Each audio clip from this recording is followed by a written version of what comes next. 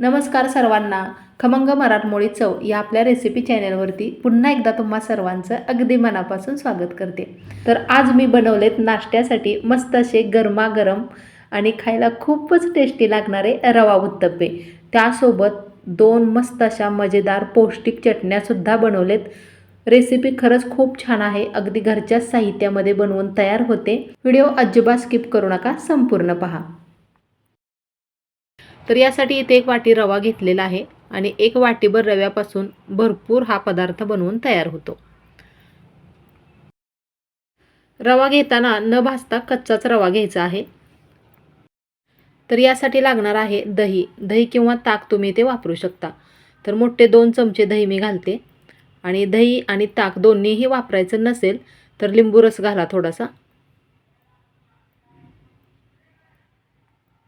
व्यवस्थित चांगलं हे मिक्स करून घ्यायचे.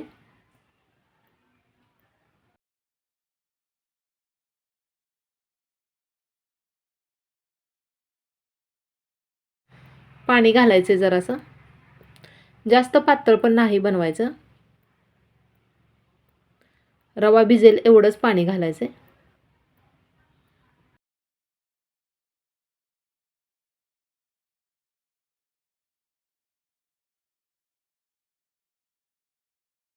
तर हे 5 मिनिटासाठी असंच साईडला ठेवायचं, यावरती झाकण ठेवून. रवा चांगला भिजतोय तोपर्यंत पुढची तयारी करायची. तर इथे 2 टोमॅटो घेतलेत, 1 सिमला मिरची घेतली आणि 2 हिरव्या मिरच्या घेतलेल्या आहेत. आणि यामध्ये जर तुम्हाला अजून तुमच्या आवडीनुसार भाज्या घालायच्या असतील तर त्यासुद्धा घाला. तर एकदम बारीक चिरून ह्या भाज्या घ्यायच्यात. तोपर्यंत रवासुद्धा चांगला भिजला आहे बघा. पूर्ण पाणी रव्याने शोषून घेतले. खूपच घट्ट झाल्यासारखं वाटते, त्यामुळे अगदी थोडंसं पाणी घातलं.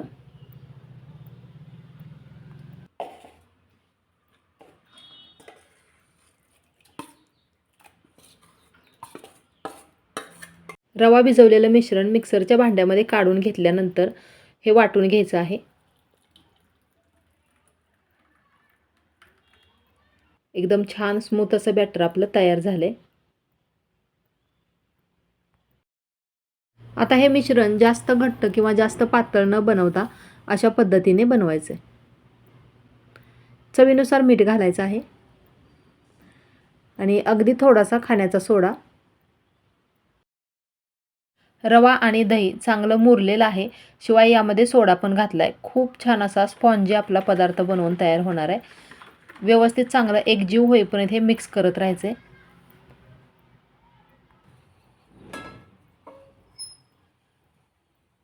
पॅन गरम करण्यासाठी ठेवलाय आणि गरम पॅन झाला की गॅसची फ्लेम कमी ठेवायची.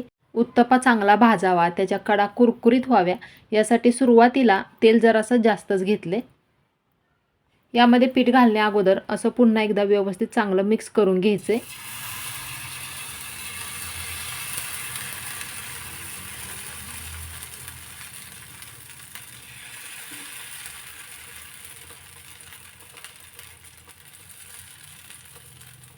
हलकंसं हे पसरून घ्यायचे, जास्त पण पातळ नाही बनवायचं. आता यावरून हिरव्या मिरचीचे काप, त्यानंतर सिमला मिरचीचे काप आणि टोमॅटोचे काप असे व्यवस्थित पसरून घ्यायचे. मुलांना ज्या काही भाज्या आवडत नसतील त्यासुद्धा अशा चिरून यावरती घाला. खूप आवडीने खातात मुले असा उत्तप्पा जर बनवला तर. आता या भाज्या यावरती अशा थोड्याशा हलक्या हाताने दाबायच्या, म्हणजे व्यवस्थित त्याला चिटकून राहतात आणि जेव्हा आपण हे भाजून घेऊ तेव्हा त्या खाली अशा पडत नाहीत. वरून झाकण ठेवायचे. गॅसची फ्लेम मात्र कमीच ठेवायची आणि तोपर्यंत आपण मस्त असे पौष्टिक 2 प्रकारच्या चटण्या बघणार आहोत. तर यासाठी इथे मी 1 वाटीभर ओलं खोबरं घेतले आणि खोबऱ्याचा जो पाठीमागचा काळपट भाग असतो तो नाही काढला तरी चालेल. त्यानंतर 2 मोठे चमचे फुटाणे घेतलेत आणि फुटाण्याची जी काळपट साल असते ती काढलेली आहे. काहीची राहिली, काही हरकत नाही. तर हे सुद्धा इथे घ्यायचं आहे. आणि फुटाणे घ्यायचे नसतील तर जे डाळवं असतं ना, डाळे म्हणतो आपण, ते वापरले तरी चालेल. मुलासाठी बनवते त्यामुळे मिरचीचं प्रमाण कमीच ठेवले. अगदी 2च मिरच्या घेतलेल्या आहेत. कच्चा कढीपत्ता डोळ्यांसाठी, आपल्या शरीरासाठी खूप चांगला असतो, त्यामुळे इथे कढीपत्त्याची पानंसुद्धा वापरते. असं तर कच्चा कढीपत्ता खायला मुलं नकोच म्हणतात, त्यामुळे अशा पद्धतीने चटणीमध्ये वगैरे त्याचा वापर करायचा. बाहेरचे विकतचे टोमॅटो सॉस वगैरे खाण्यापेक्षा अशी घरी बनवलेली पौष्टिक चटणी कितीतरी पटीने चांगली. तरी ते पुदिन्याची पानं घेतलेत, म्हणजे त्याचे कोवळे शेंडे असतात ते घेतलेले आहेत. जिरं घातलेलं आहे अर्धा चमचा आणि खडं मीठ. तर इथे तुम्ही लसूणसुद्धा वापरू शकता, तुम्हाला आवडत असेल तर आलं लसूण पण घाला. पाणी न घालता हे अशा पद्धतीने वाटून घेतले बघा. मिक्सर चालू बंद करत वाटलं ना की बारीक वाटलं जातं.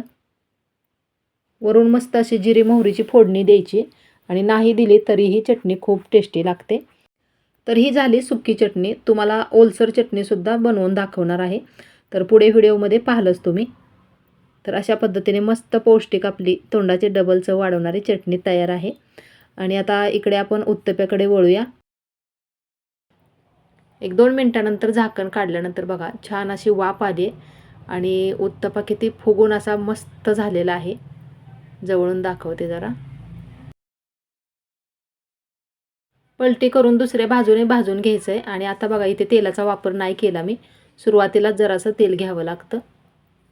पुन्हा एकदा यावरती झाकण ठेवायचं आहे आणि मस्त छान असा खालच्या साईडने सुद्धा खरपूस कलर येईपर्यंत भाजून घ्यायचं आहे. मस्त असा दोन्ही साईडने भाजून घेतलाय आणि दिसायलाच एवढा सुंदर दिसतोय, तर खायला किती छान लागत असेल ना. अजून एक चटणी बनवायची आहे, पण तोपर्यंत डोसा बनवून घेते अगोदर. आणि मैत्रिणींनो, व्हिडिओ थोडासा जरी आवडला असेल तर प्लीज लाईक करा, शेअर करा आणि चॅनेलवरती जर कोणी नवीन असाल तर आपल्या चॅनेलला सबस्क्राईब करायला मात्र अजिबात विसरू नका. नवीन यूट्यूबरसाठी तुमचा एक सबस्क्राईबसुद्धा खूप महत्त्वाचा ठरतो. तर इथे पहा, दुसरी चटणी बनवताना मिक्सरच्या भांड्यामध्ये मी ओलं खोबरं, पुदिना, कढीपत्ता, कोथिंबीर घातली, जिरे घातले, जरासा लसूणसुद्धा घातलेला आहे. जरासे भाजलेले शेंगदाणे घातले आणि पाणी घालून हे छान असं बारीक वाटून घेतले. आता यावरती मस्त असा तडका द्यायचा आहे. थोडंसं तेल गरम करून घ्यायचं.